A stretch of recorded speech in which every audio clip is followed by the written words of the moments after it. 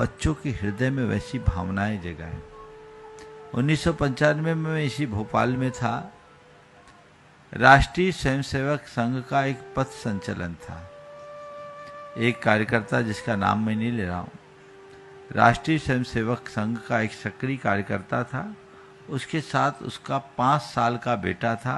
वो भी half pant, सफेद शर्ट और टोपी, काली टोपी पहनकर हाथ में इतनी सी रूल लेकर आया था। मैंने जब उसके पिता से पूछा तो बोला, महाराज जी मैं इसे राष्ट्र के लिए पाल रहा हूँ, मेरी इच्छा है कि मैं इसे राष्ट्र को समर्पित कर दूं। मैं तो गृहस्थी में फंस गया, मैं चाहता हूँ मेरा बेटा राष्ट्रीय स्वयंसेवक संघ का प्रचारक बने, राष्ट्र के लिए काम करे।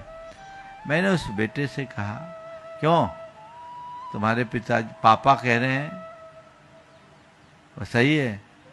छोड़ते ही बेटे ने कहा, महाराज श्री क्षमा कीजिए, हमारे पापा नहीं हैं, ये हमारे पिताजी हैं। 5 साल के बच्चे, मैं चौक मंदिर में था, ये हमारे पापा नहीं पिताजी हैं।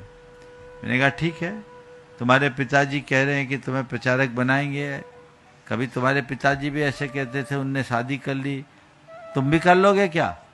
बोले महाराज जी क्षमा कीजिए, मेरे पिताजी की शादी नहीं हुई, शादी में तो बर्बादी है, मेरे पिताजी का विवाह हुआ है।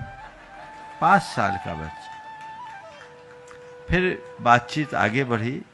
मैंने उस बच्चे से कहा, जाओ आप खाना खा लो। आपने खाना खा लिया? मैंने पूछा, खाना खा लिया?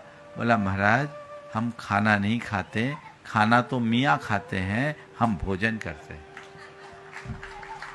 एक 5 साल के बच्चे के मुख से ये बात सुनकर मैं हतप्रभ रह गया। ये संस्कार पिता के दिए हुए संस्कार थे। ऐसे संस्कार यदि बच्चों में घोंट घोंट के भर दे तो बच्चे आपसे विमुख कभी नहीं जाएंगे। इसलिए मैं पुनः दोहराता हूं, बच्चों को धर्म सिखाने की जगह बच्चों में धर्म जगाने का उपक्रम कीजिए। जब धर्म जगेगा जीवन बदलेगा।